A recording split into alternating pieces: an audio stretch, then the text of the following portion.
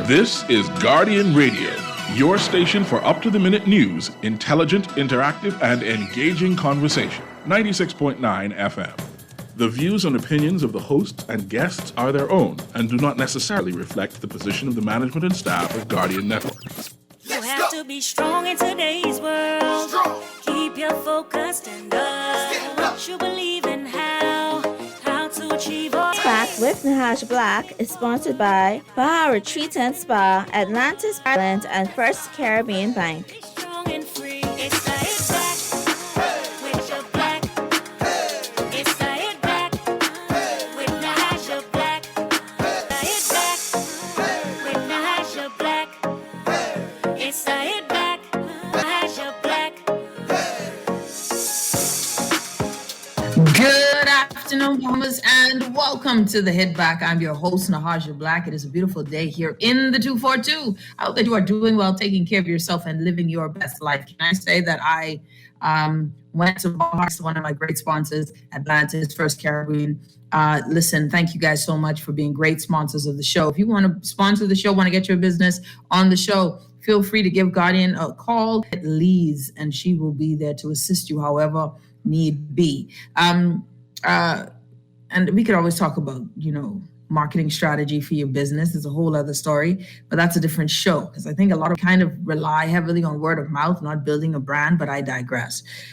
So shout out to Baja Retreat Spa Week, right? Had a wonderful towel, or like hot towel massage, right? I needed that today. Special shout out to Kate in my business because today was one of those days where you just needed, like I'd planned it, and you needed to do something for yourself. And so I think sometimes we just need to do something for ourselves.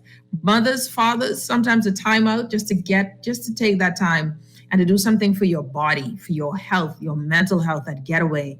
And those things are a reminder when no one else is thinking of you, think of yourself. It is a treat. And so you will have to say to yourself, but I deserve this treat today. And it is a mental health thing. So a special shout out to everyone at Baja Retreat. I'm always, blessed and fortunate. They know me by name by now. And I think that it is something that is a blessing.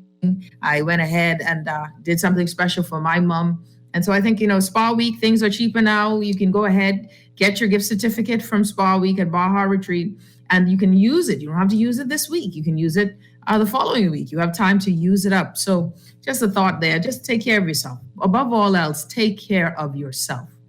And there's a reason why I always talk about it. You cannot be successful in life if your personhood is not successful.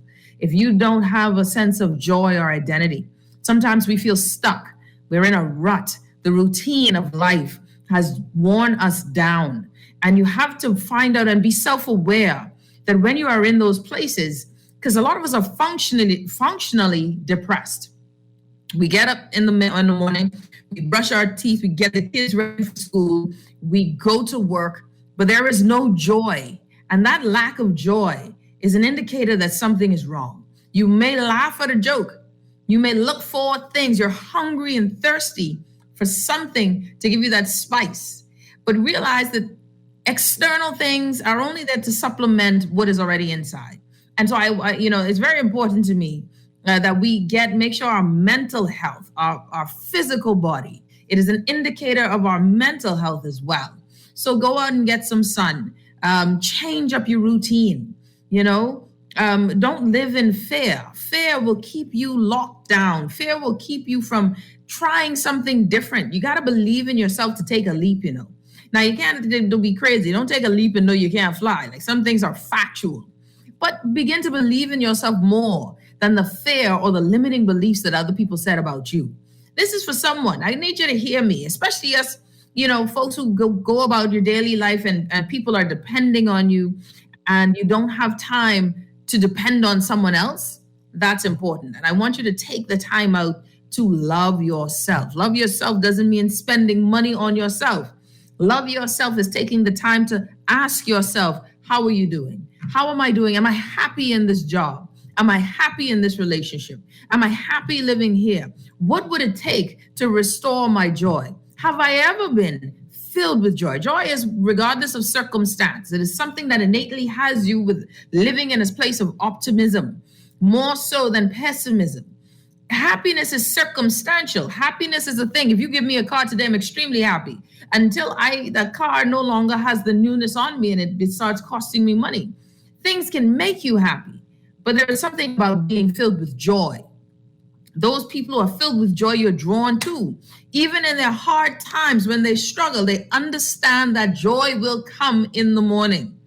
And I think in this time, in these past 2 years, this has been a country in mourning. We can go from Dorian, a country in mourning, that we have not healed well. We have not reconciled with our grief. We have lost family members in droves. Then you still got murders, young men, blood on the street, sisters being lost in the bushes. We got family members who are missing.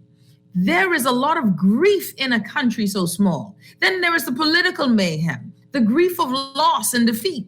There is all of this that is in us, and there is a time and a place where we must come together and say that I have need of joy for myself. Take care of yourself, please.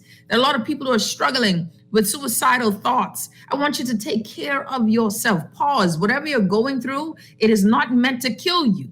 You know, the Bible talks about your burden, but he will never put more on you than you can bear.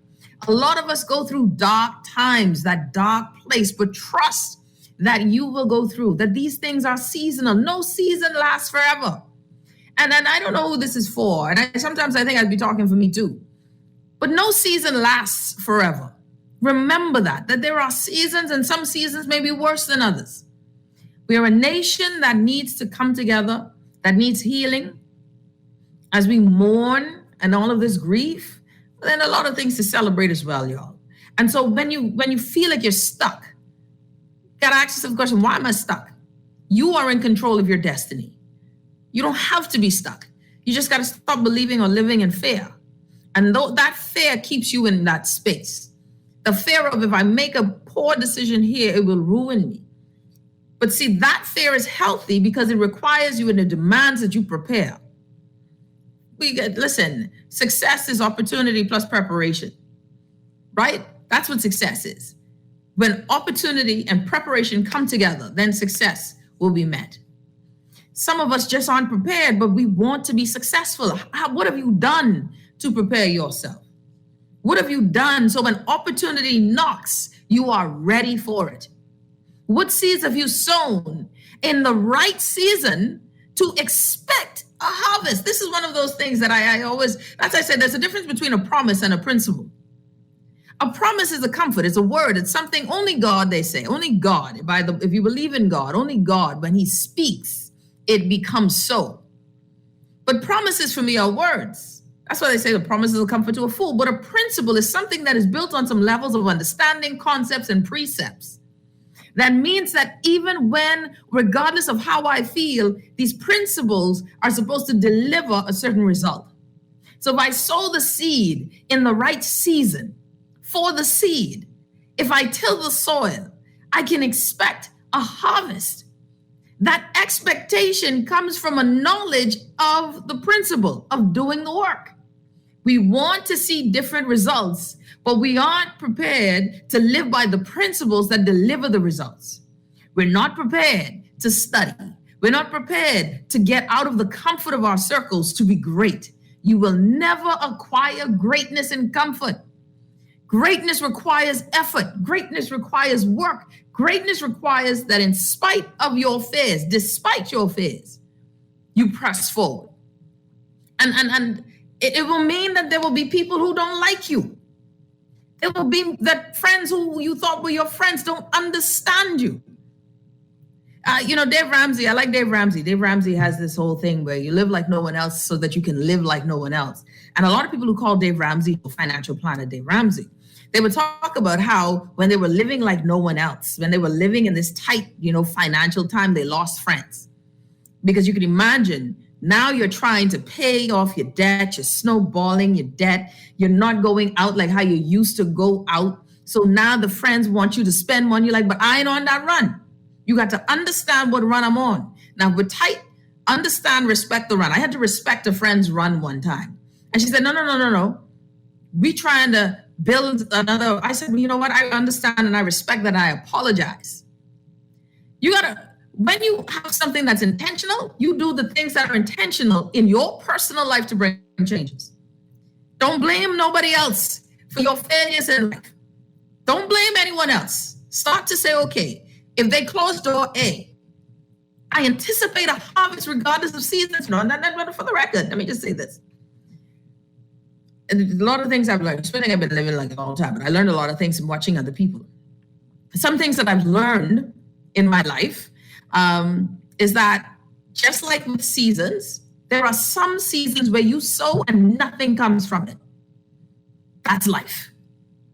Where you sow something and there is a hurricane, there is locusts, there is a cold snap, and everything that you put in the ground is gone. That is life. But what do you have when life throws you a curveball? The concept, the understanding of principles versus promise. See, the principle is I could have a bad season. I could lose all my crops, everything I've invested, but the soil is still ripe. And I call that an existential. I call that an exception, not the rule. So I plant again because I understand that the principle is to deliver me the result once I do the job. That's why I tell people you can't take my knowledge from me. You can take the job, but I know what it is to be the bottom. I know what it is when you struggle, but you understand that what it takes to get to this point are principles. Until those things move you, motivate you, there's no fear once you've conquered something because you now understand the principle of it. And I don't want y'all, to, yeah, that's right. Shankola say, yeah, principles work for whoever worked them. That's right. I know, right? I want y'all to know, and thank you. Good afternoon, everyone. I just want y'all to know one of the things that has been important in my life, and I hope that it don't wait on other folks' approval of your purpose, right? It gets heavy some days, and some of us are still seeking it, but you've got to get uncomfortable. This discomfort you're in is an indication that it is time to move. It is time to shift. When you're uncomfortable, that means that the space you in now that you're in, it ain't functioning for you anymore. Now you got to start asking questions. Why am I uncomfortable? What do I need to change? And these are I and me questions. What is going on in my life? And all of this matters when we try to grow. And that's where we want growth. Welcome to the Hit Back, y'all. It's the Hit Back with Nahaja, Black Guardian Radio, 96.9 FM. Didn't intend to do that, but I just want to encourage everyone today. I want to encourage you, man. Encourage you that our greatness is before us, in us, waiting to be seen and experienced by the world. And that is what excites me every day, is knowing that there are no limits to the capacity of God, to the capacity of Bahamians, that we are limited only because of generational conceptions of who we are. But when we break those limitations and realize that, listen, you see Mia Motley, what she's doing? Mia Motley is transcending her island location. Mia Motley got a picture with Joe Biden holding her hand. Now, Prime Minister Motley, I'm sure she ain't into all of this, Her thing is, what you doing for Barbados? What you doing for my people? Prime Minister Brave Davis, exceptional speech there, and we'll talk about that. We'll talk about all of that. We got a lot to talk about, and I want to listen. I'm not moved by governments. I tell people all the time, governments don't move me. I should move them. Politicians don't move me. I should move them. That's the power I believe that is in all of us, that they should shake when we speak, quiver. Because when we speak with a position of, but I know what is needed for my greatness. Y'all need to get in line because you're part of the process of my ascension. And your ascension is not for popularity or grandiose. Your ascension is for the work that is assigned to you to do.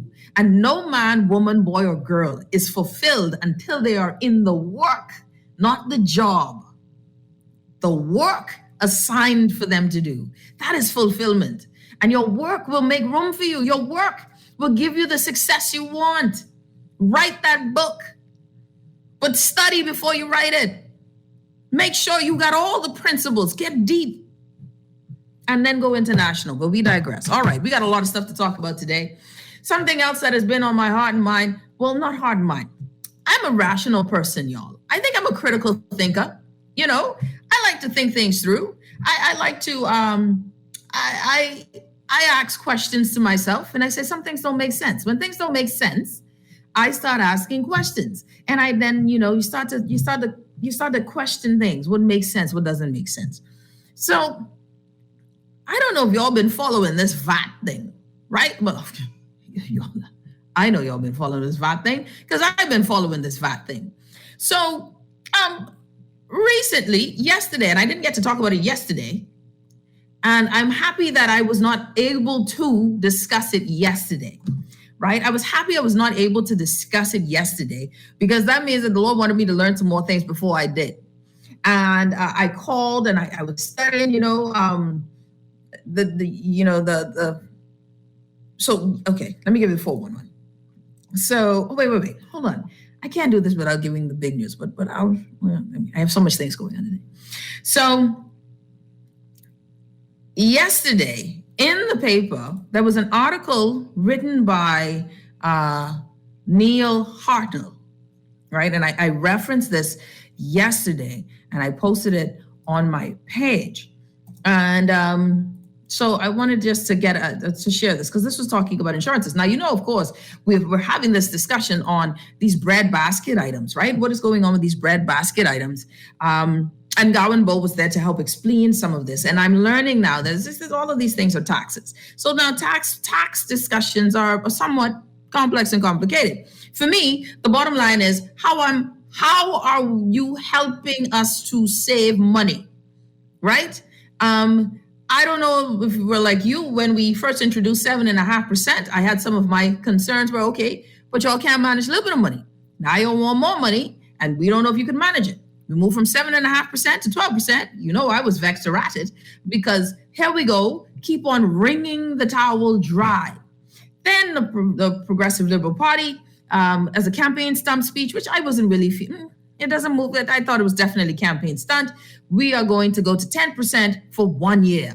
And my thing is from 12 to 10% 1 year, how is that a stimulus? What is the modeling that you saw with regard to this? Now, Minister Halkitis is saying that they believe that they can stay at 10%. Now, can I just tell y'all, I like staying at 10%. I don't have no problem with you staying at 10.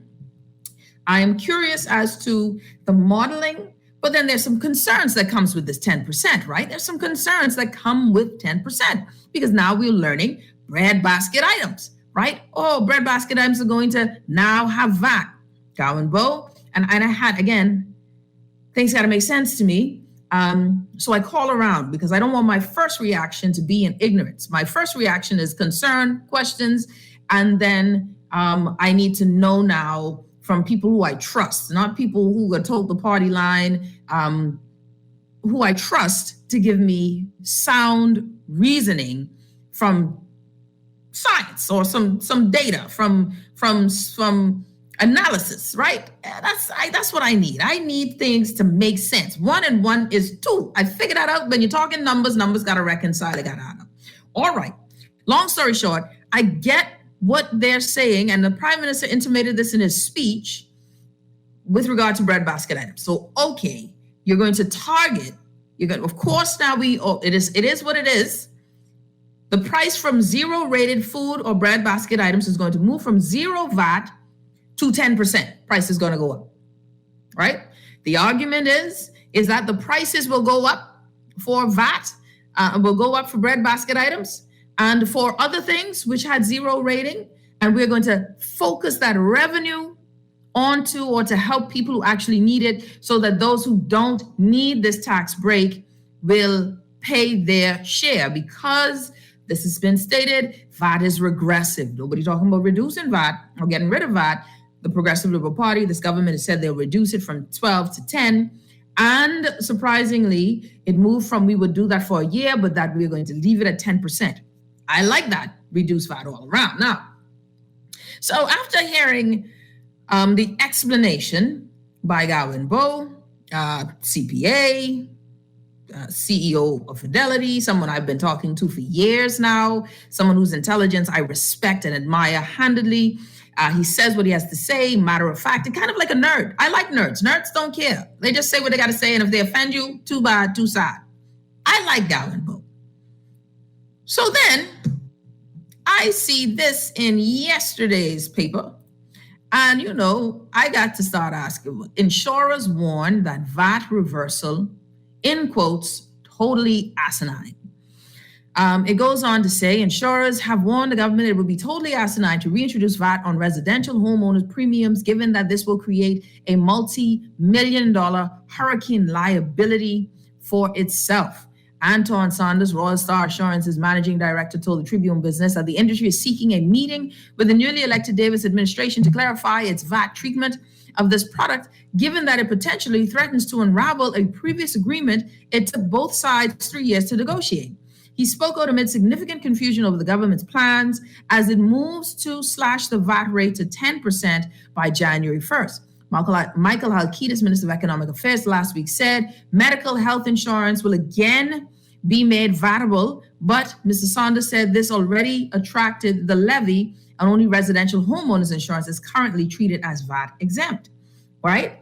The Royal Star chief said if the exemption was removed, it would potentially expose the government to multi-million-dollar VAT refunds payable to insurers on hurricane-related claims, something that the cash-strapped public treasury can ill afford at this time.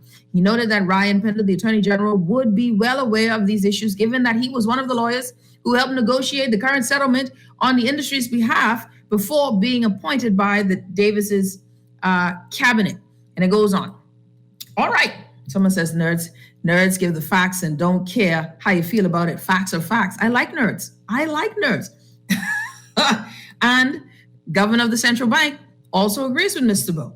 I totally agree, right? So here is where, so this was, of course, this created a firestorm. I had to now think to myself, okay, VAT is exempt on insurance premiums, right? So if you're paying home insurance, your VAT is at present, you pay no VAT, right? There's no 10%. So I notice online, everybody's saying, oh, now we increasing VAT, this is going to affect the poor people. So I say, okay, hold on.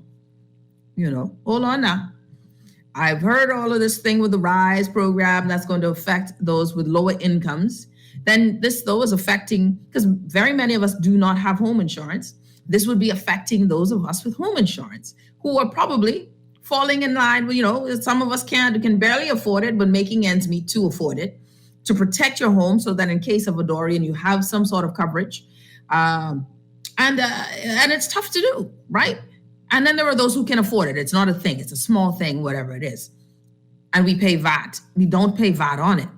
So on its face, I'm totally there. Like, what? Hold on now. Ain't no RISE program to help me pay my VAT on my home premium. What a go on? So I started asking. I said, well, hold on now. So you mean to tell me now, these guys, what's going on? So I have to ask questions. What is the philosophy, the economic philosophy on this? Y'all know I call up all my friends, sensible people, accountants. And if I named them, you would know who they are in society, but they wish to be anonymous. I went to school. I was on this topic last night, even called my good friend Gowan Bowe, explain to me this, okay? What is this? And is what is being said, what do you mean paybacks and refunds and government? Are we going to increase the cost on the homeowner? I went to school yesterday, y'all. And this is something, and I asked Mr. Bowe, Gowan Bowe, and my other two persons, economists, CPAs, I asked, and the other two say, listen, y'all, don't mention me. What was the first thing? This is administration, ministerial issues all around from the insurers. So I asked the question, first off, out of the bat, will this increase my home insurance?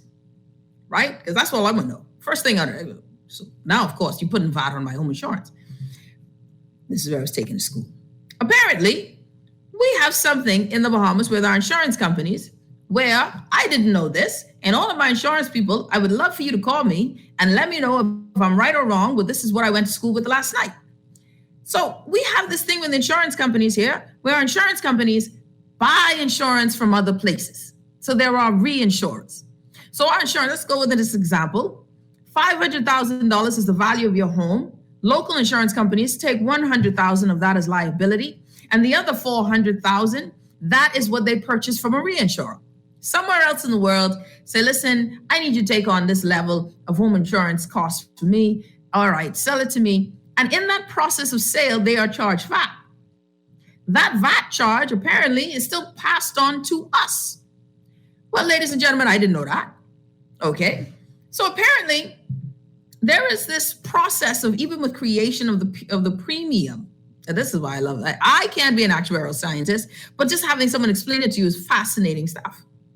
So even in the creation of our premiums, there is an understanding that if you claim on your premium or claim on your insurance, that you will have to pay VAT, right? Like the insurance company will have to pay VAT.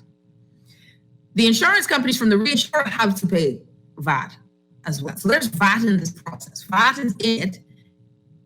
And we, as the consumer, get that in our premium price.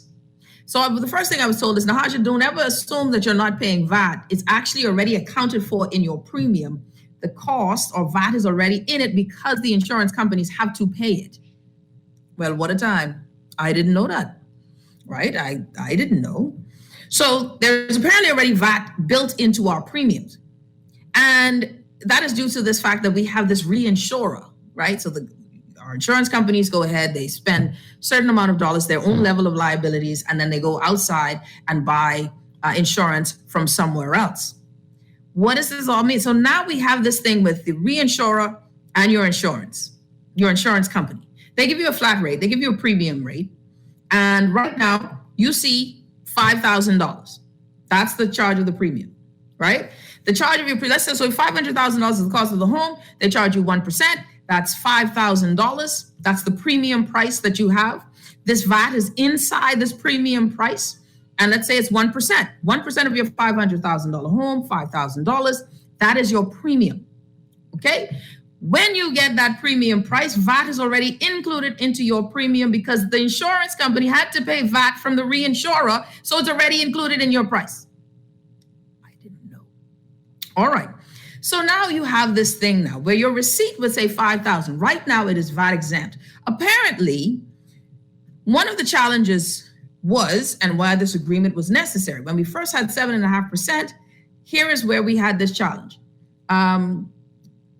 When there was a claim, and with this insurance thing, when there was this claim, the government, because we would have to pay VAT, the insurance company pays VAT on the back end. So before we had this exemption, the insurance companies supposedly paid VAT on the back end. So let's say you had a claim on your $500,000 house. When you claimed on your $500,000 house, when you said, okay, but I need to buy lumber, you needed to buy lumber plus VAT. You needed to buy tiles plus VAT. So the insurance company now has to pay VAT on top of that. Right? So it isn't just $500,000, it's $500,000 plus VAT because your products cost VAT as well.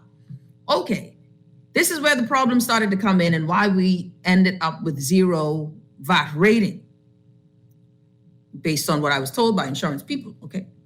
That what happened was, now when the insurance companies wish to claim on the government, under the Christie administration, this whole thing was, okay, I see this big receipt. So imagine now if we had a major catastrophe. Let's say we had a major catastrophe. And no, let's stick with the 500,000. So now you look at your receipt and the claim is 500,000 plus VAT at 7.5%. You do the math, but let's go with 10%. Let's go with that. It'll be 550,000. So now the insurance company now has paid you, the consumer, that 550, but they get to claim that VAT back. They want that refund. But now they got to go to the government to get this refund.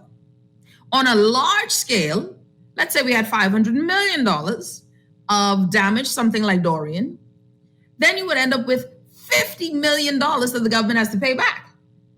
And the insurance company has to wait for the government to pay back. Now, you all know government don't pay fast. You have a $5,000 check to get from the government. You might wait a solid 5 years. So the insurance company is like, so this is the bill you owe us, government. And the government was like, that's a big bill. Let's pay in part. That's not fair to the insurance companies. Apparently, this is what I was told. There was a little bit of panic when the former administration, and I want anyone, please reach out, let me know. Because this is what I was speaking with other insurance people, right? They looked at the possibility of a bill such as that and said, hey, hold on. We cannot afford to see a bill of, say, $50 million one time. We can't afford to pay that. So we might as well make this VAT exempt. So the VAT exemption, in essence, was because of a panic of the possibility of having a major claim and the government now being indebted this large amount of money. And this is why I need Mr. Halkidas to come on the show. This is why I need this, because I don't want to guess or judge. I can't make these assumptions, right? But what is, I gather, speaking with accountants, is saying that, listen, the major issue is the administrative side of this business, because the VAT has always been passed to the consumer. Just because your receipt says $5,000, no VAT, right? You're still paying VAT within it. Okay. And they said, well, what is the difference? You would just see now the premium and the VAT sitting on the outside, but the difference is how it's collected. The government, if VAT is charged, will get the revenue we'll get the revenue right away. And it will keep the revenue, right? It will keep the revenue. And when there's no accidents, not every year there's a hurricane. So we're missing out on revenue out of the fear that there might be 1 year where there's massive catastrophe and the government has to pay. What may be the argument for this, and I say may be the argument for this putting VAT back on real estate, is so that the government then gets the revenue in good seasons, and in bad season, when there is a major hurricane, you have to cough it up. But every year where there is no collection of this revenue, and it goes into the coffers of the insurance companies, it doesn't matter. We are still being, as consumers, charged VAT. So then the question is, would the government be better off receiving the VAT at the point of transaction, so that when you and I get the receipt, or the government never getting the VAT only when you claim? Because see, only when you claim on the insurance at $500,000 and the $50,000 that the insurance company would give you, because that's $550,000, because you have to pay for all of your supplies plus VAT, right? Only then is that VAT money ever make it or trickle into the economy. That's on your claim. But what happens if we just pay premiums and that revenue comes in streams? So maybe that's what it is, because we're seeing a lot now. It may be, and I say this maybe because now my main thing is, so what you're saying is my premium ain't necessarily going to increase. He said, technically, no. Well, see, but I don't trust that, because it still goes ahead with the insurance companies. By the way, there are 6 major insurance companies, I was told, and everybody else has to work for them. We could deal with competition in the country if governments would decide to break the cartel-ish like behavior of insurance companies and allow more competition. But I digress. You know what I'm saying? Country small. I ain't trying to keep my little job. So, I don't want to, and this is why it's important, economic philosophy. Economic philosophy is important. I don't want to have to guess or figure out what this administration is doing fiscally. I don't want to guess. You don't come out and talk about VAT, and then you don't lay out the entire economic philosophy of the government, so that insurance, and the reason why insurers are, what I was told, by Mr. Boas, is that, listen, this is now the administrative challenge of the insurance companies, right? That, do I have to wait to get my money from government, or can I just hold it and pay it out whenever I need to pay it? So I think it's in the best interest for all of us. But then what do you do with the money? And it goes back to this. Governments get more money from us, but then we don't see the spending on us. I need to know the economic philosophy. All of this sounds good about revenue generation, stopping the reduction of revenue leakage. All of that sounds good. But now I need to know what's the economic philosophy? Because more money don't mean more benefits for the Bahamian people. More money don't necessarily mean great returns. So I need to know, okay, I think I see you're trying to get the revenue that was not coming to you to come to you.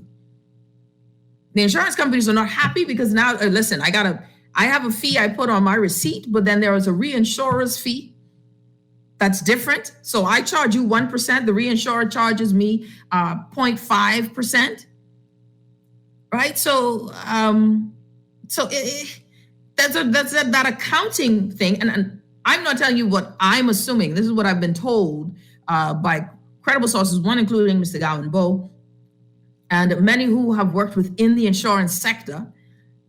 This leaves a lot. This is deep. This is, for me, I walked away saying, okay, this is powerful. We don't know a lot of things, especially with taxation. But now I don't want to guess. I don't want us to guess. Things need to make sense.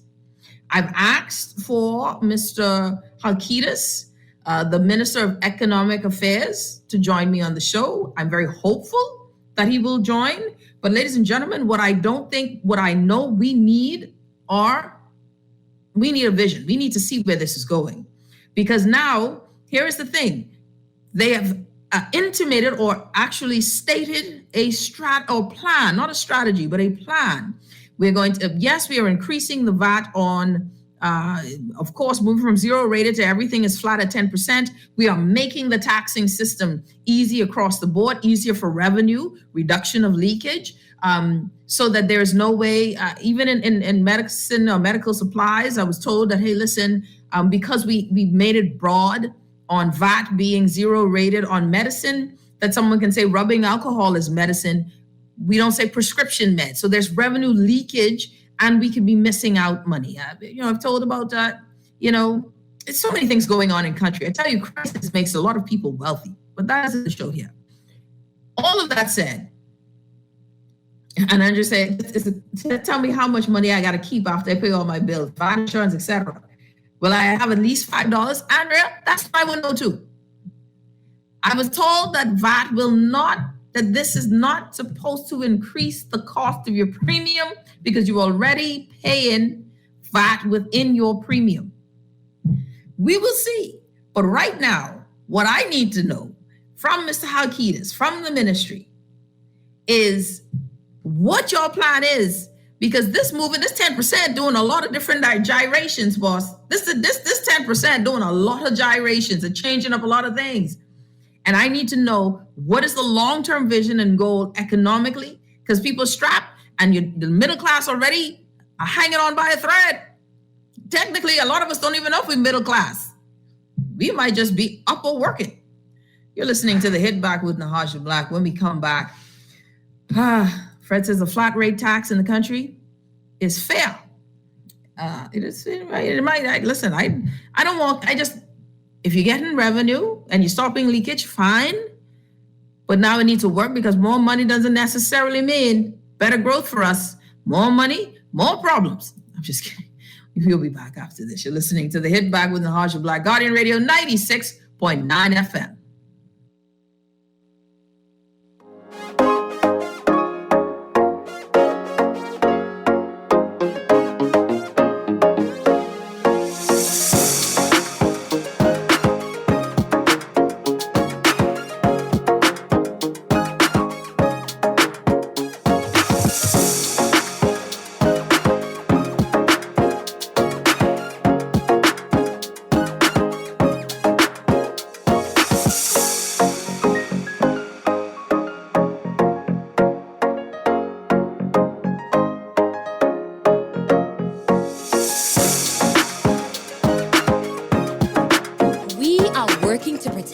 Country, our people, and our livelihoods so that we can move forward. The vaccine is safe. The vaccine is easy. The vaccine is essential for our recovery. If we want to rebuild our economy, if we want to get back to our jobs, if we want to get back to our lives, our families, we must do this together. What does Christmas mean to you? What about the joy and satisfaction you get in starting the home projects you've wanted to do all year? CIBC First Caribbean helps you make your Christmas wishes come true with easy and flexible financing on personal loans. Apply online and smile all the way this holiday season. Visit CIBCFCIB.com for more information. Terms and conditions apply. This is Guardian Radio 96.9 FM. Fresh news, smart talk, all day. It's the Hit Back with Nahaja Black. It's the Hit Back with Nahaja Black. It's the Hit Back with Nahaja Black. It's the Hit Back with Nahaja Black. Back, you're listening to the Hit Back with Nahaja Black. Someone says, more money for them to mess up and keep traveling up and down. Listen, here's the thing. All right, let me tell you, I ain't gonna make no noise about the pot going down, but only going down by 2% and a lot of things coming up with it. Okay, so now I tell you, for me, I need for it. I can't be assuming. I can't be trying to read minds on how this makes sense, because of course anything that further constrains the middle class. Now we talk about revenue generation. Revenue generation is great, but for what purpose, right? Like I like more money. I won't go on vacation. I have no problem with more income. I like it, especially if I ain't got no debt. But if you got debt, what you doing with that more money? Because we seem to have a problem with spending though, because we have this debt, we have these deficits, we don't like to pay them. So you're going to get more revenue to reduce the deficits, but at the same time, taxes is going up on certain things that is going to directly or indirectly. Well, again, like I said, what I was told by Mr. Bowe is that this is purely administrative, well, not purely, but in essence, this the article was talking more of the administrative and revenue of this is the issue between the insurance companies and the government. It is not an issue about our premiums. So I think that's what's interesting. It's not about us. Apparently this ain't about us. Sounded pretty much like about us though, because all I heard was 0 to 10. And then I've been explained that Nahaja, you still was paying VAT anyway. It was just in your premium price, and you have to learn. And I was told, Nahaja, you got to understand how premiums are made and calculated. It's all about risk and all of the costs. And then there's a return on investment every firm wants. But nobody's talking about the fact that we got only a few major suppliers of insurance, and they determine the rate by which we all get insurance, So, we'll see. Someone says you see that they just up and down, jet setting. All right, we got to talk. I have a guest, and I want to bring her on before we go to break. So there's some things, and major announcement. I figured it's already broken everywhere else, but I haven't broken it on my show yet. And I'm going to do that at the 5:30 mark, so stay tuned, right? Stay tuned at the 5:30 mark because I got a major announcement for you. Because, of course, the Game of Thrones is going on. Game of Thrones is happening in politics. And there's a major announcement there. But I wanted to pivot on something. I want to pivot on something. And I want to bring on my guest because she's going to talk about something that's very important and near and dear to me. And the Minister of Education, the new Minister of Education, Glenys Hanna-Martin, touched on the topic of this pandemic and how it has affected education. And that is something that I want us to talk about as well. And I want to bring her on. I want to bring on, ladies and gentlemen, Miss Lisa R. McCartney. Right? Let me make sure that folks know that this is Lisa R. McCartney. Lisa, welcome to the show. Hi, Bahamas. How are you? It's a pleasure to have you on the show, Lisa. Thank you for the time. We're going to, at 5 o'clock, we'll take a quick break. But before we do, I want to welcome you because the conversation is the impact of virtual learning on our kids, the impact that we are in with COVID-19. and how we are adjusting, right? And I want to ask you, first of all, Lisa, tell folks about yourself. What is it that Lisa McCartney has done in this realm? Who is Lisa McCartney? Well, first of all, I'm an educator, will always be an educator.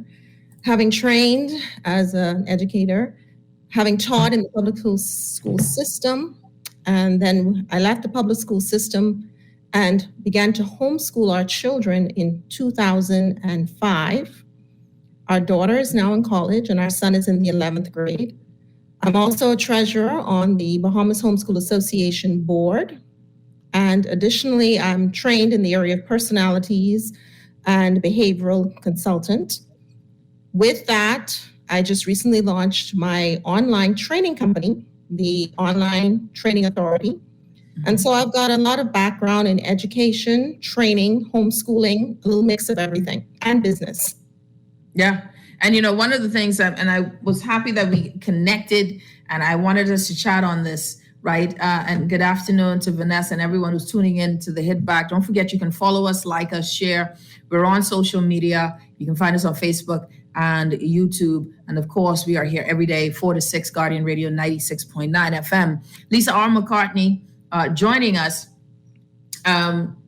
So let's talk about this virtual space, right? The minister of education has spoken out and said, listen, our young people are being left behind, right? This virtual learning is messing with our children, and messing with them, and not as that it's being taunted, but it's missing a mark.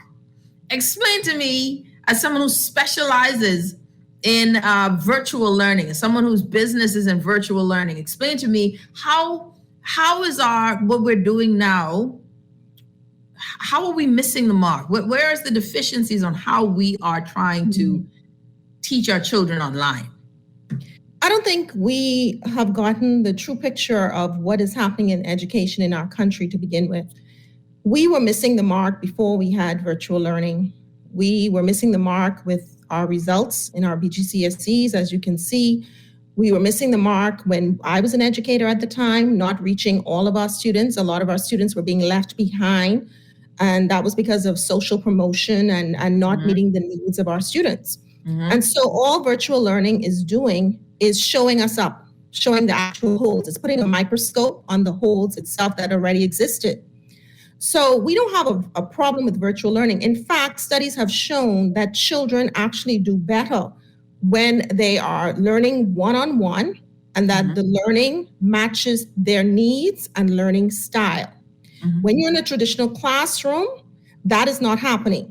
You have 30 to sometimes 40 children, depending on what school you're at, and how it's impossible for one teacher to meet all of the needs of each individual child. And so learning really, truthfully, begins initially at home. The teachers are only there to reinforce what the parents should be doing. And so we as a society, we have fallen prey to this belief, this erroneous belief that the school is responsible for our children. The teacher is responsible for our children. No, you are responsible for your child. You are responsible for your children. And so what virtual learning has done is shown the holes that are present in the family. And so students are going home and now they have parents who have to supervise their learning. Parents were never interested in their learning in most cases. The parents who are interested in their students' learning were doing well in traditional school to begin with. And now that they're home, they're even doing better. So the issue is not virtual learning. The issue is whether or not our students are in an environment conducive to learning. What are their homes like? What are the teachers, what are their parents like in terms of making sure that they're well supervised, making sure they get their homework done on time? All it is it's basically causing us to look even deeper into the problems that pre-existed before we went home into virtual learning. That's all it is. That's a heavy hitter. You heavy hit on that just now. That was heavy hitting. Because it is one of those things where, because honestly, if you're just tuning in, Lisa R. McCartney joining us, the Hit Back with Nahaja, Black Guardian Radio. And no, it's not Lisa McCartney from Windsor. No, this is Yes. Lisa R. McCartney, homeschool president. I have all your titles. We can talk about that on the other side of it because I got all your titles. So, because my question is then we look at this virtual platform, and what you're saying, Lisa, is that it is not working well because we as parents just never knew how to. We're not well. We're not good at this. Well, I wouldn't put 100% of the problems on the parents, but I would say the foundation is laid by the parents. I don't care what type of environment you're in. People used to say, well, okay, if my child went to private school, they would do better than if they went to public school. I disagree with that. I taught in the public schools, I taught in the private schools. What I found is the common denominator with whether or not children did well was the fact that their parents were interested in their learning.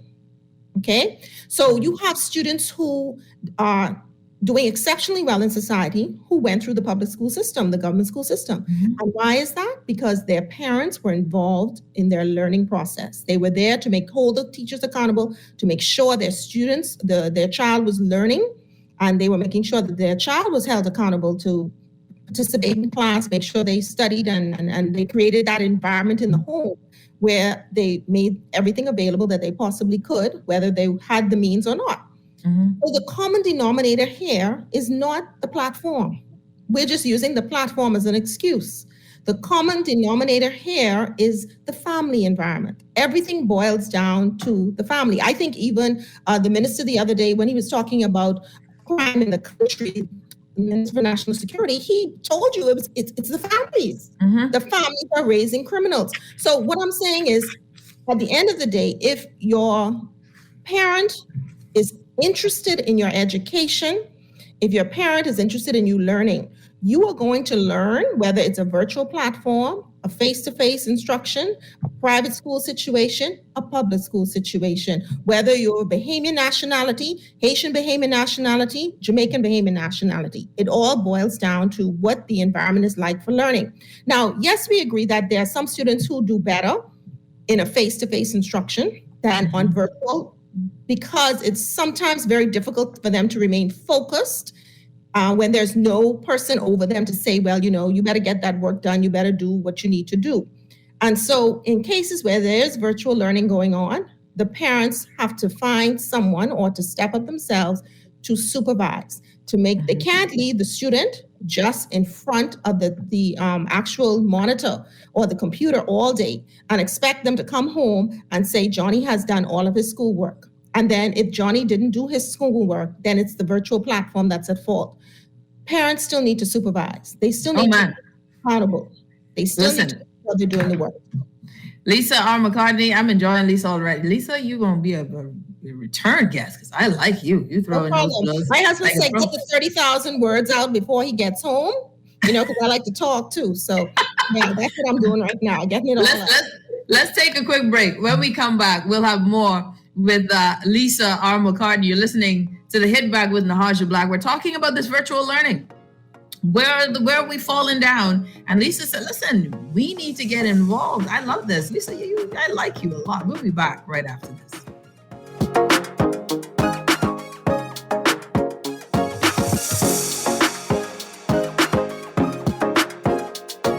This is Guardian Radio, 96.9 FM, Nassau, Bahamas. It's the Hit Back with Nahaja Black. It's the Hit Back with Nahaja Black. It's the Hit Back with Nahaja Black. It's the Hit Back with Nahaja Black. And we're back. You're listening to the Hit Back with Nahaja Black, Guardian Radio 96.9 FM. Don't forget, stay tuned. We have a major announcement for you, 5:30. I got a major announcement for you. Also, the recap of what happened in Glasgow, Scotland today. The Prime Minister spoke. Mia Mottley, of course, spoke, I think, last night, if memory serves me. But now I have a special guest, of course, continuing from the other side of the break. We're talking about this virtual learning, this virtual platform. Lisa R. McCartney. She, of course, is a professional teacher, a former teacher, still a teacher, right? But she worked in the classroom. She is a homeschooling pioneer. That's what I call it. But of course, she probably would say I'm running out. And really, virtual learning is her gifting and her work right now. I want to welcome Lisa back on the show with us. Lisa R. McCartney, thanks for joining us again. All right. Let's go back. I want to answer a question. There was something I was reading that was scrolling across.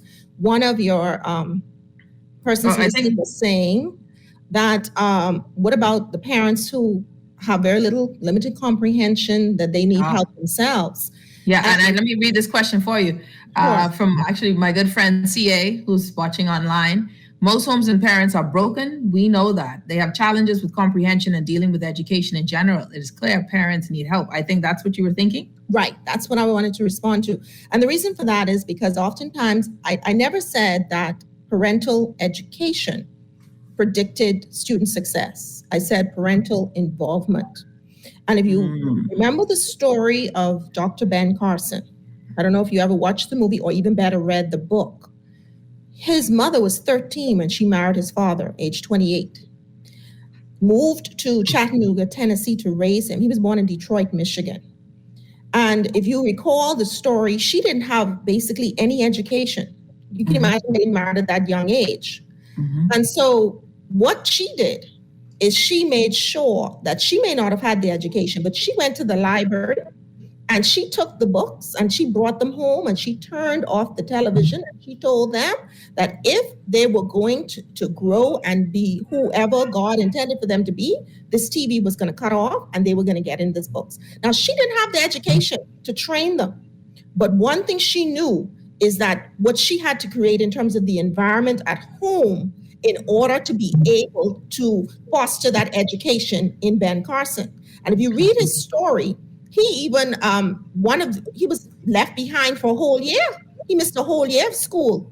And so there's no, we can find excuses for everything, but wherever we find an excuse, we always find someone that defeated that and became successful no matter what. So we could say, it's a broken home. Well, I know many students who came from broken homes who are successful. We can say it's a single parent home. Well, that's not true because there are many parents, single parent homes who are doing great jobs in raising their children and educating their children. So it's not parental education. Mommy may only have a fifth year primary school education, but she knows that television is not a good thing. She knows him or her child being on those social devices is not a good thing. So she takes them and she says, listen, I may have not had it, but you're going to have it. And I'm going to do everything to make sure that you get the education that I didn't receive. And so when I want to be clear on that. You may not have the high school education, you may not have the college education, but you can make sure that your home is one in which if you have to go stand on that line to the public school and make sure you get a device for your child, if you have to make sure that your child sits in Wendy's or Starbucks or whatever to get their homework done because you know that you don't have Wi-Fi at home, that's what I'm talking about in terms of parental involvement. No excuse, because you can get there. You can make sure that they get, the devices are free.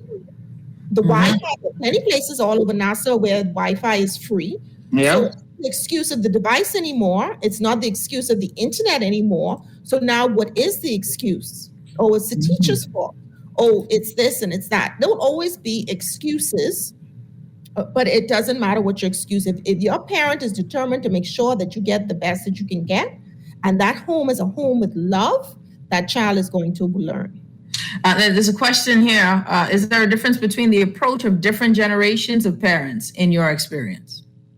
Like I just said, it depends on what the parent wants for their child. Ben Carson's mother, I guess y'all didn't know that. She was 13 when she got married.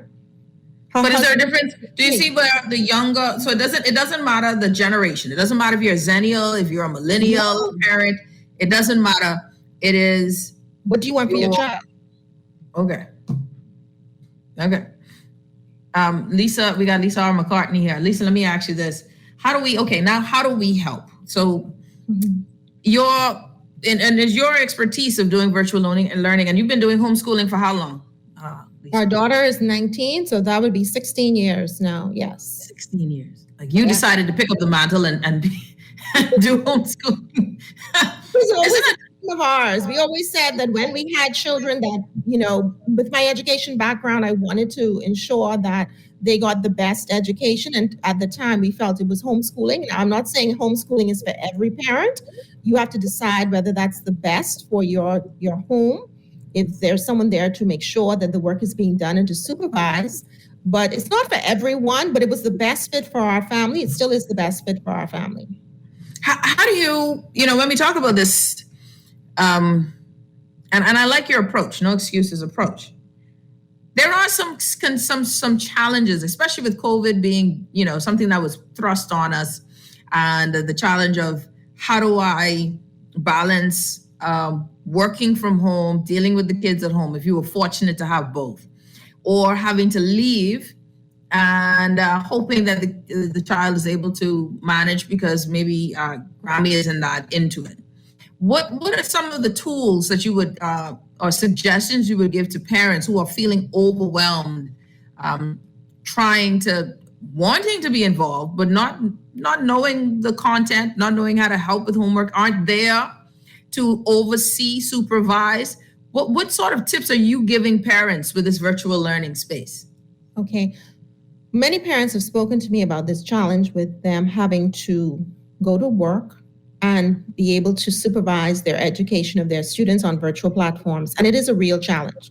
I acknowledge that. And it is very, very overwhelming. If you're working full time and you have students at home and you have to supervise and do homework, here's where the communities that these parents come from can partner with parents.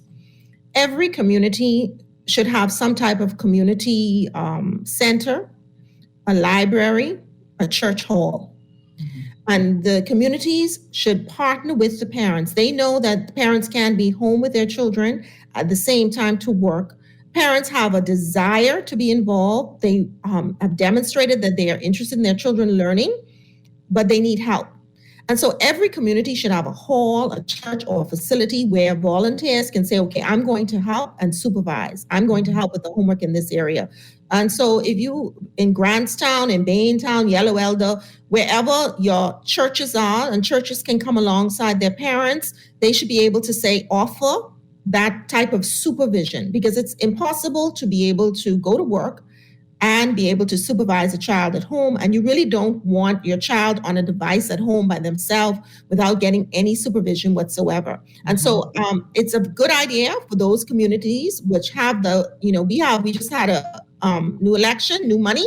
Okay, so now let's put that money into the communities and develop our community centers in the way that they should be developed, and staff them with volunteers to oversee the children who do not have parents at home who can help them with their homework. And put them in facilities. I like that, the community. And, one of those things where I'm saying, listen, open up the libraries, man. Our libraries should be in use. We can get volunteers or stipends for UB students to help and oversee and help teachers' aides do stuff like this. So I'm with you on that. Now, what sort of techniques would you give parents to help their children adjust to the virtual space? How do children adjust to the virtual learning space? One of the complaints I hear teachers say all the time is, listen, these children are on these devices and they're not on the device anymore for school. They're distracted by everything else. And I gather that is where you get the parents come in. Listen, you doing your homework, you do your homework. But what sort of tips do you use with your children, your daughter online and your child online? How do kids deal with this virtual space? Is there a technique by which we get them more engaged? Is there a different type of curriculum that works better? Can ABECA function online the way it does in class? Will the Cambridge curriculum function better online than it did in class, or that hybrid space? What are your thoughts on this? How do we help our kids in this space? Well, first of all, the idea that children are not used to anything virtual, we have to address that, because remember now, most of them are already virtual. It's just not that they're virtual with school. They're virtual in terms of Netflix. They're virtual in terms of Snap, TikTok, whatever it is that they're watching. that has them glued to the screen for hours. So it's not an issue of whether or not, how do we get them to the device, because they're already on the device. The question is, how do we keep them there to learn? And so with that, our teachers also have to look at ways in which they can be very creative. You cannot get on Zoom and do a Zoom lesson and just talk to the student and think that's going to be sufficient to keep their attention and keep them learning. We as teachers have to become creative in that space and be able to adapt, go on other learning management systems. There are a lot of them out there, and most schools would have a particular one that they are using, where I've been on some that are extremely creative. You can do all kinds of things. You can do labs on them. You can get the students involved in all kinds of ways. And so the Zoom for class is out. You're not going to keep their attention. You can barely keep an adult attention on Zoom for 2 hours. Okay? We have these devices on the side of us, and when we get bored in our company meetings, we on everything else. So can you imagine a student trying to keep a student's attention for 2 hours in a Zoom or an hour in a Zoom classroom? So we need to training of our teachers in this platform, these new platforms, is very critical, because the students their attention is very limited, and they watch what they want to watch, but only when it's something that they want to watch. In other words, it has to attract them. So we have to do a little bit of extra work as teachers. I'm not going to put it all on the parents, okay? The parents are responsible for creating the environment and making sure that if they don't have the device, they get the device. If they don't have Wi-Fi, they get to a place with Wi-Fi. But then the teachers have to do their part. We have to be creative. We have to be willing to try different things. There are games online that they can participate in. There are little video clips that they can participate in. There are things you can do online that you couldn't do in the virtual classroom because you didn't have the technology. Now you do. So let's get a little bit more creative to keep them glued to that period of time. And structured so that students should not be in more than 20 to 30 minutes in front of that computer. After that, send them outside to do something and come back, or send them around, say, okay, now we're going to do a scavenger hunt. We're going to stop class for now and get you away from the screen and get you around the house. And I want you to come back, and I want you to bring this, that, and that. And so we as teachers, we have to break it up so that they're not glued to the screen the entire lesson, and they involve them in, other activities, even if it means doing a baking lesson, or they're in front of doing anything, go in the yard and get certain things, anything that's creative to break the monotony of being in front of that screen for hours. Lisa Mccartney joining us on the show. Someone says, enjoying this to the fullest. Thanks for the invite, Betty May said. She's enjoying this segment. I want to ask, how many students would you suggest for an online class? The online classes that typically the more successful tend to be within, tell you the truth, under 25, under 20 students. But I know that's not possible or feasible in certain schools, but if you can get students between 15 to 20 students, that's ideal. But of course, we know we don't live in that ideal world. A lot of our classes are more than 20 students. And so sometimes what it may happen is teachers may have to stagger times where they break up into groups so that they don't lose their students. It's very difficult to even know if you have all 40 students paying attention to you, or all 30 students paying attention to you. There's no way for you to know that. You can say, okay, there's a lot of technology out there. I can think of, for example, when our daughter was home from college and she had to take an exam, a college level exam, at home on her device, they have something called movement technology.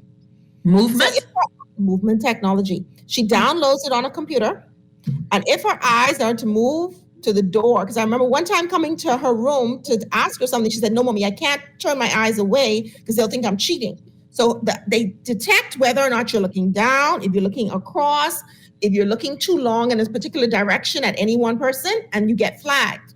And so many flags, and you're out of the exam. And so that's how they were able to take their exams.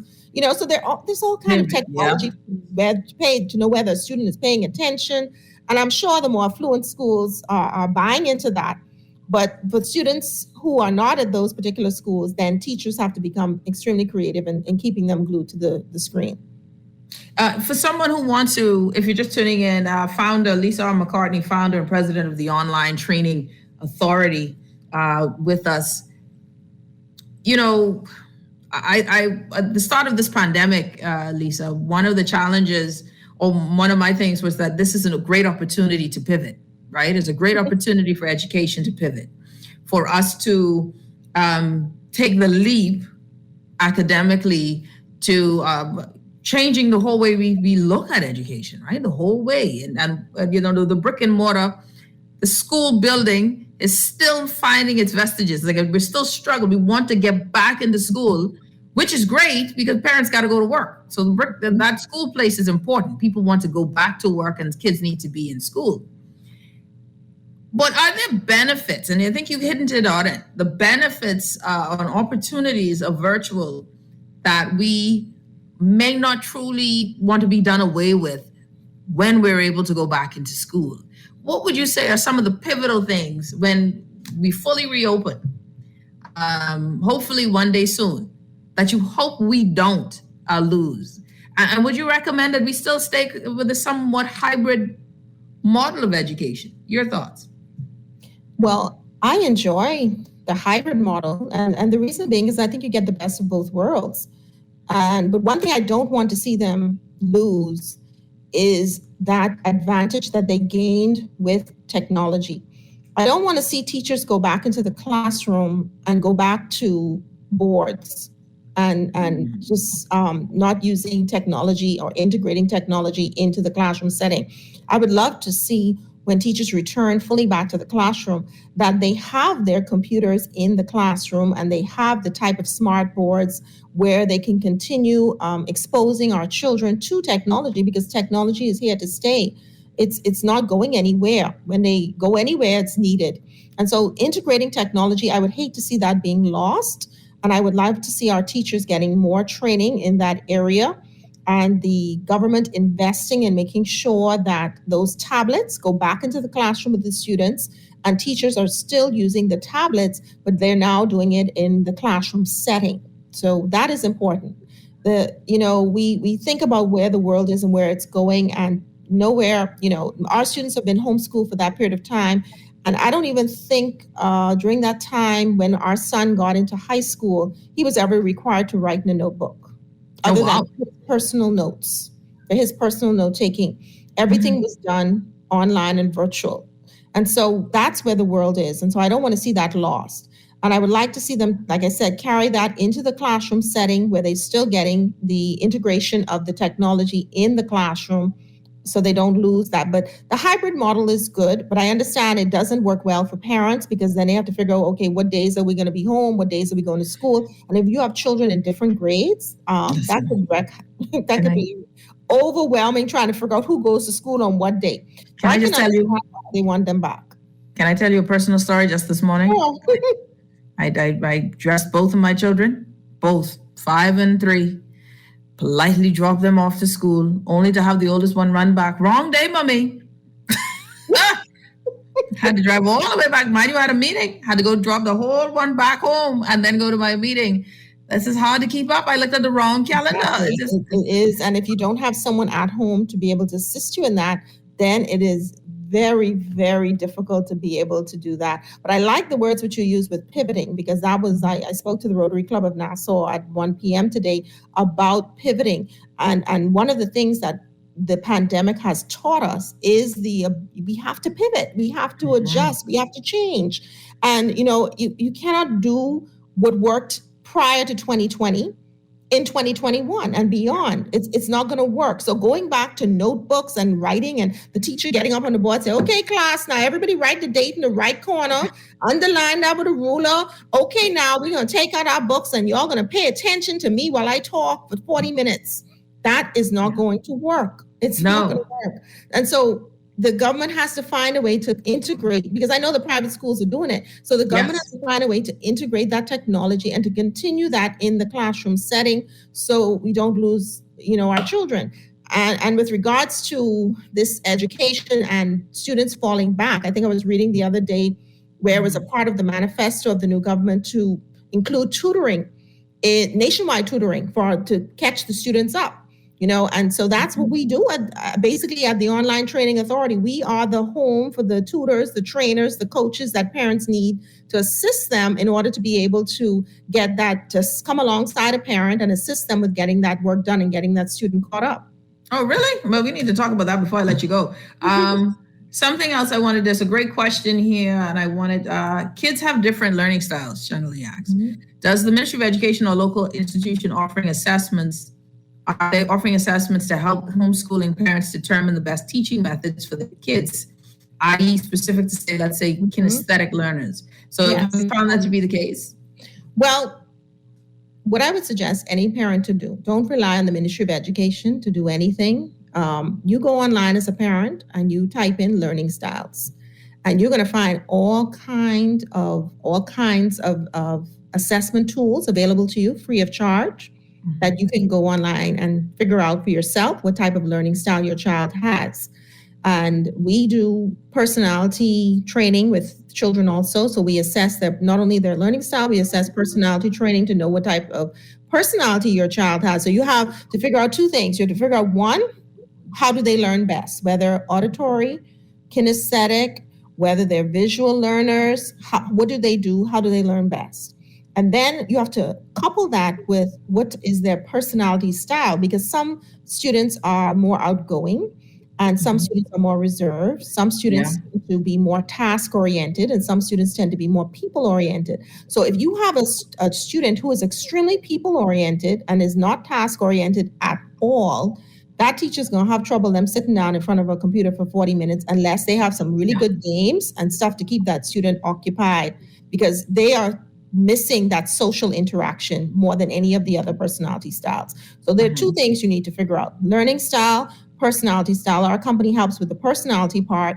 The learning style, you can get all kinds of free assessments online to help you determine. And then when you figure that out, you need now to tell the teacher, now listen, my child learns best this way, but don't depend on the teacher alone. Now, when your child is learning something new, let's say they're an auditory learner like myself, when I study, I have to say it out loud.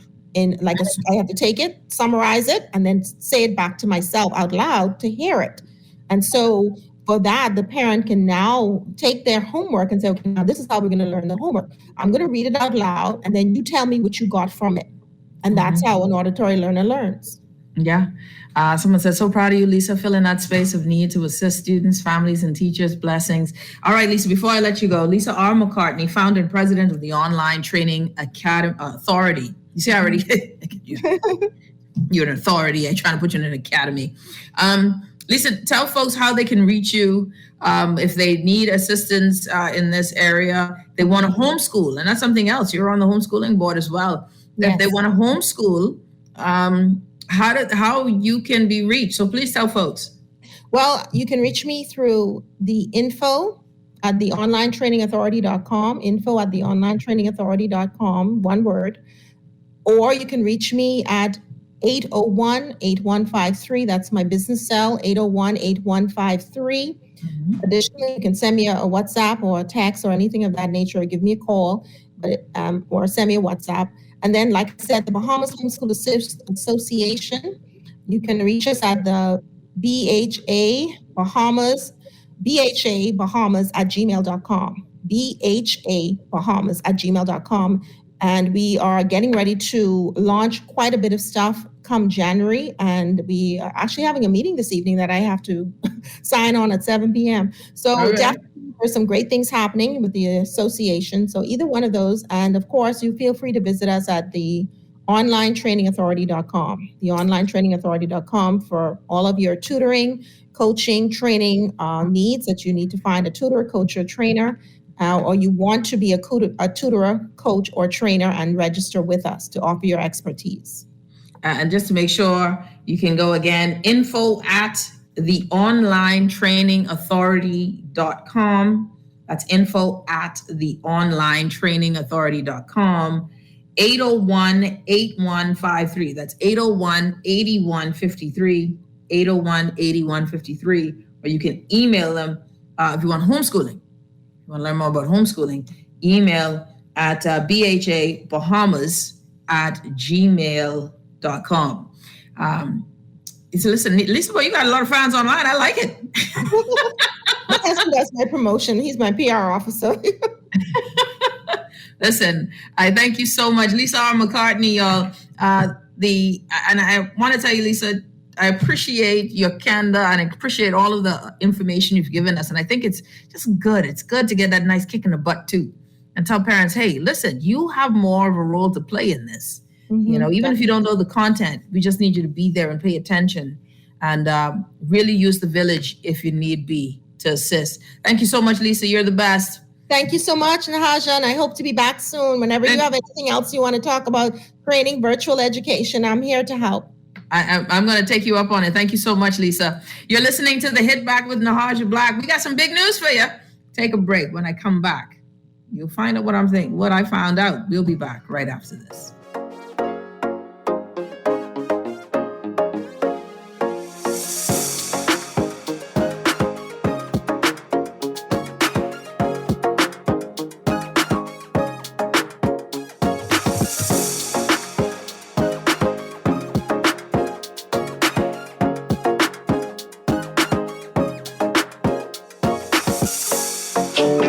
Spa Week, we got what you need.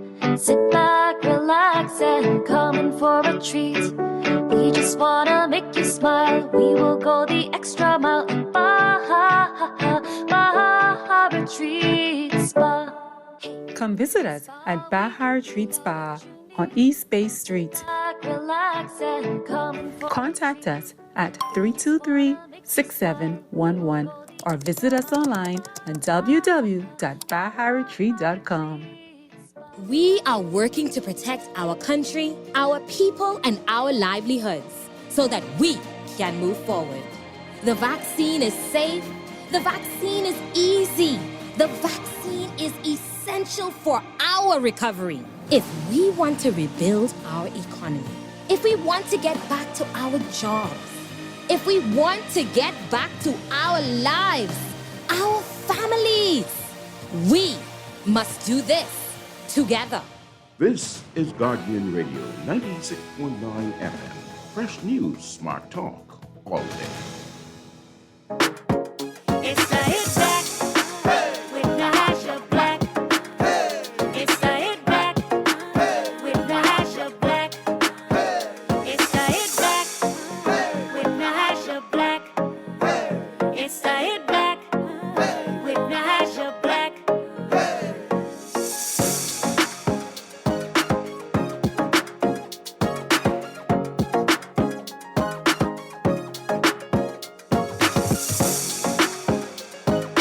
And we're back. You're listening to The Hit Back with Nahaja Black, Guardian Radio 96.9 FM. All right, everybody. So you say, well, Nahaja, what's the big news? Well, right before airtime, I got the announcement. Okay, I got the announcement.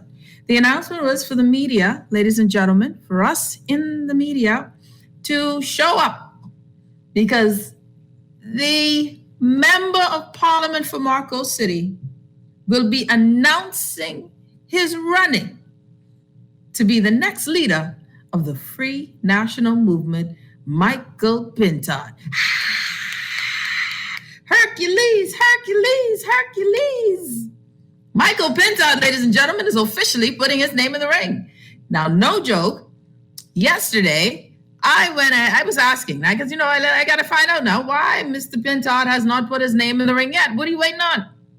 What is he waiting on? On top of that, I was also expecting some Game of Thrones stuff where some folks who was, vying will find themselves as Ned Stark with their head on the chopping block. None of that has happened, ladies and gentlemen. But Michael Pintard has called a press conference, and he's not doing this with a letter. Oh, no, Marco City. Marco City is not doing a letter. He is not going to usher in a letter with the torch and talk about No. Mr. Pintard is saying, come media to the ballroom tomorrow as he announced his official launch to be leader of the Free National Movement. Can I get a witness? I just want to say, Michael Pintard, congratulations. I like the chutzpah. I like the way he's coming out. Y'all keep your letters, Iram and Kwesi. No. Michael Pintard has decided that he's putting his hat in the ring, as we always knew that he would. Was a ring wearer, ready to go. So I'm actually kind of looking forward to this. Now we have, ladies and gentlemen, the big fight, the big dance. Will it just be the three from Grand Bahama? Will it just be the three from Grand Bahama? And I like Michael Pintard. There was only a few F&M members of parliament that I thought should have stayed. Michael Pintard was one. Shannon Dawn Cartwright was two. Dwayne Sams, whoop, there it is. We know what happened with Doc. And those were my three. Was there anyone else who I would have given a pass to? No, those were my solid three. And Michael Pintard has now put his hat in the ring, ladies and gentlemen, and I'm happy for him. He's not doing a letter. He's saying his official, I got to read this for y'all because I like the way it was written too. I do like the way it was written. I thought the way it was written was someone saying, I am the one. It was like Neo having a coming out party.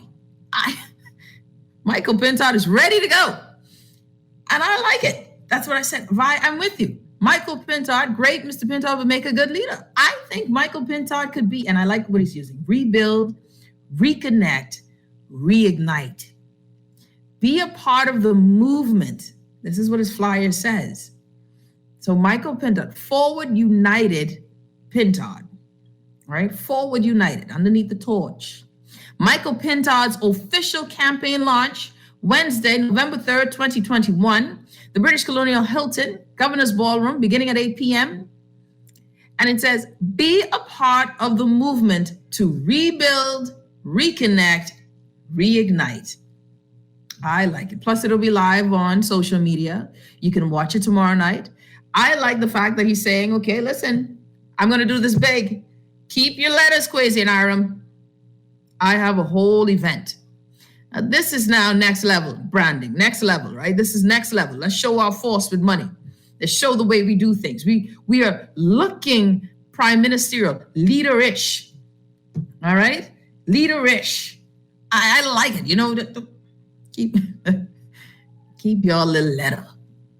I have an entire force behind me. And I'll tell you, the person who sent me this information ain't no small fry, right? Like they're someone who runs campaigns to victory. And they are the ones that sent me this. And so I know that Mr. Pintard has some good backing, support, even based on just how this is being rolled out. I like it. I think that we are looking at the new leader of the Free National Movement, Mr. Michael Pintard. Let us see now if there are any more names that'll be thrown in the ring, any more hats thrown in the ring. Let's see if there's anyone else. But what is being done? And Michael Pintard has said, okay, I'm coming this way. All right. Someone says, go AF, Tiger, great news. Good luck, Mr. Jitney on Bay Street. I think he has a general disposition. Fishermen love him, right? The fishermen love him. Agriculture, he was doing some really good things in that ministry. I like Michael Pintard, and I think he would be the better option for the party moving forward, right? Go big or go home. I'm with you, Lisa. I like what Mr. Pintard is doing. Y'all ain't gonna take that letter and go somewhere else, but y'all a dry up letter, your long-winded letters. Michael Pintard is holding a whole entire official campaign launch, and I am here for it. Right? Someone says, happy that Michael is running. I like him. Good guy.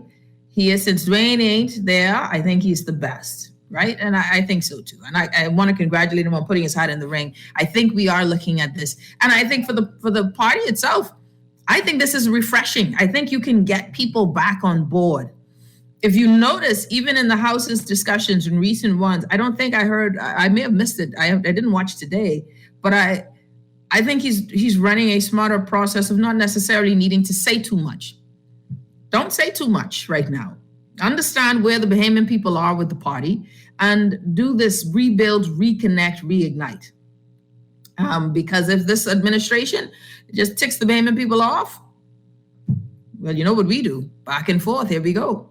So that's big news. Michael Pintard has officially put his hat in the ring. Well, no, the official launch. Sean says, Mr. White Adrian White would be a better leader. Adrian White just arrived, Sean. He is not going to be a better leader Michael Pintard has shown his capacity to do the job that is set before him, even with his constituency, and his constituents brought him back in. So congratulations. His official campaign launch will be tomorrow night. We can all watch it. It'll be live on social media. He's called for the media to show up to carry it. And I think that is interesting as well. So congratulations to Michael Pintard doing his thing over there from Grand Bahama. And we will see how the three work out, right? We will see how the three work out. So far, what we have now, F&M leadership race is not heating up. It's hot to trot. The first to state his position, Hiram Lewis, Grand Bahama. Member of Parliament, Kwesi Thompson, East End Grand Bahama. Hiram Lewis, I think, what was constituency? Central. And then we have now Michael Pintard from Marco City. So congratulations to the three men for doing what they think is the best thing for them and their family. I am looking forward to what this race brings. I think, if memory serves me, that elections are the 27th. So we'll see if it lasts that long. I was told, Nahaja, some people may drop out. We have heard now. I don't think Shannon Don Cartwright will do this to himself. I think he is smartly going to stay out. So Mr. Thompson, who don't? Oh, I think he will stay out. And I think that is why Shannon Don Cartwright, stay out. Don't get involved in this. Leave it alone. That's how it goes. We're going to take one more break. When we come back, I want to talk about COP, what has been going on in Glasgow. The Prime Minister and Mia Mottley did a thing. I liked Mia Mottley's speech. I loved it. And I want to hear from you, your thoughts on it. You're listening to the Hit Back with Nahaja Black. The big news today, Michael Pintard is officially tomorrow will launch his campaign. The brother didn't even make an announcement. He's saying he's going to launch his campaign to be leader of the Free National Movement. I like the chutzpah. We'll be back right after this. You're listening to the Hit Back with Nahaja Black, Guardian Radio, 96.9 FM. It's fall week, we got what you need. Sit back, relax, and come in for a treat. We just wanna make you smile. We will go the extra mile at Baja Retreat Spa. Come visit us at Baja Retreat Spa on East Bay Street. Contact us at 323-6711 or visit us online at www.baharetreat.com. We are working to protect our country, our people, and our livelihoods so that we can move forward. The vaccine is safe. The vaccine is easy. The vaccine is essential for our recovery. If we want to rebuild our economy, if we want to get back to our jobs, if we want to get back to our lives, our families, we must do this together. This is Guardian Radio, 96.9 FM. Fresh news, smart talk, all day. It's the Hit Back with Nahaja Black. It's the Hit Back with Nahaja Black. It's the Hit Back with Nahaja Black. It's the Hit Back with Nahaja Black. We're back. I like the comments that we're getting. Says Pintard for the job. He just don't help F&Ms. He helps all who needs help. You put in your work. Good job. I agree. I think Kwesi Thompson. I'm not Kwesi Thompson. I think that's the Thompson we're talking about, right? Is it Hiram Lewis, Kwesi Thompson? And we have Michael Pintard. So those are our three running for the Free National Movement. Now, climate change is a topic. And I think, I would say some topics of conversation tend to go over our heads, right? So there are some conversations where you have to lead, even when the masses aren't there with you. because I always say those with more information have to be responsible for more, the more that they know. I believe that we are in the Bahamas and we see beach erosion, and yet we don't understand the magnitude of it. So we're not having these discussions of what is the difference in a 2-degree difference or a 1.5 degree difference. What is going on in Glasgow? How does this matter to my daily life? Okay, so, and I understand why we would ask those questions, because we're now struggling with the concept, the idea of, hey, listen, man, you're telling me my receipt going up in price. I can't deal with that right now. I still haven't gotten a job. I haven't worked since 2020, or I've been displaced from 2019. I still haven't buried a loved one. I don't have the resources. People are struggling to get through, right? We're dealing with the fact that, businesses haven't reopened. So this idea of all of this energy going into Scotland, it feels a little excessive or misplaced. Why so much energy to something that seems afar off? And I understand and appreciate our position in that, because when you live in what you're dealing with now, when the struggle is real, your head is focused or down in a direction. How do I persevere, get out? Leadership requires foresight, right? Leadership sees down the road. And how come they see down the road? You see down the road because of information. So when you have, and that's why I say knowledge is a burden. The more information you have, the more that you know requires you to act on that information, right? That information then requires you to do something. You can do nothing and say, hey, listen, I act like I don't know anything. And that's why sometimes if you got debt, you don't want to know how much debt you got. Because to know the debt, right? If to know the debt is to know, you got to deal with it. That's why some people stick their head in the sand when it comes to financial trouble, right? Because to announce it, to acknowledge it, is to make it real.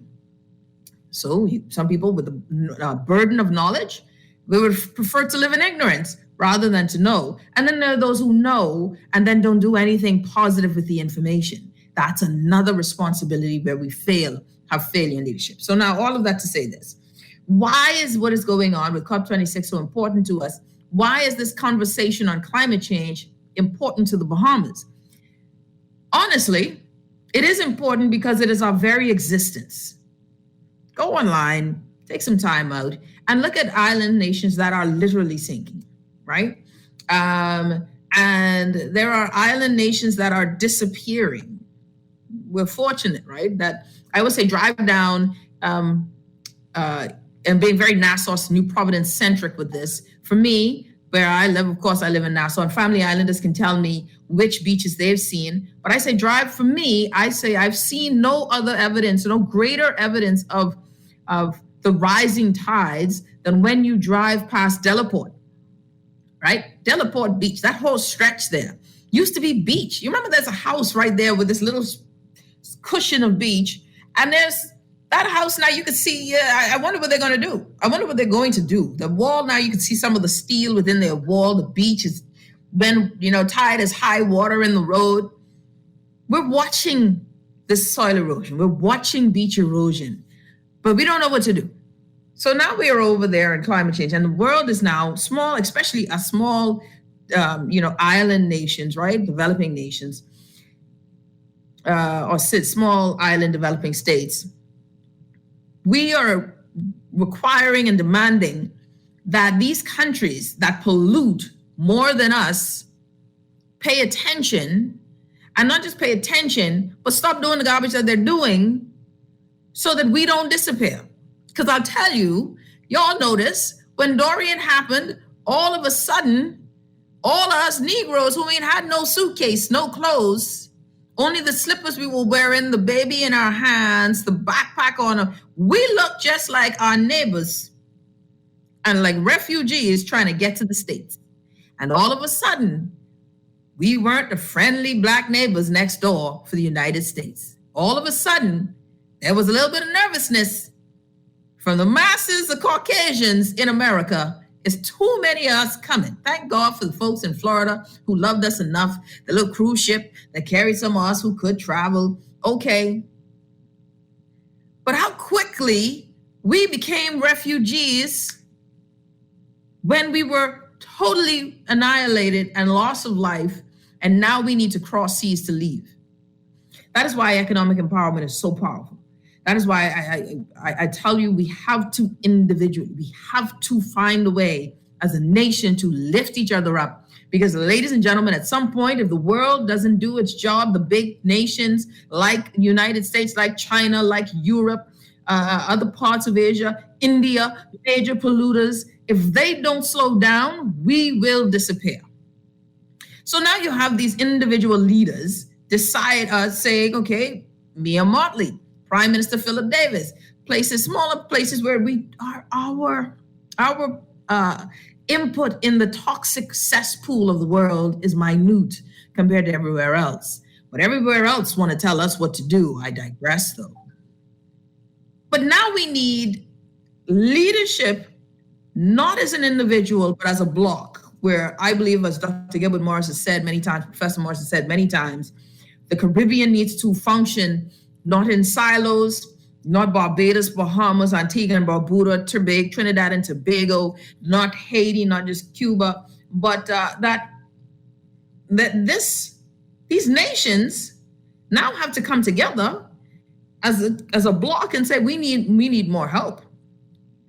We need more help. But they were great. I must say, whoever's writing the speeches for our prime minister is doing a heck of a job. I got to give him credit. And he's doing a really, UN General Assembly, first time, really quickly after his appointment as prime minister, was put on the spot to represent the country at the UN General Assembly, one of the highest places and stages in the world at any time for any leader, to speak on behalf of the Bahamian people. The conversation of climate change is a continuous one. I'm curious as to what is the precipitating factor by which the government is so moved to take this on as a mantle. Like what information do they know, right? Like what information did they get? But this is the prime minister's speech, and it's a short 5-minute speech, but I liked it, and I want you to hear it. It's my pleasure to welcome His Excellency, Mr. Philip Davis, Prime Minister of Bahamas.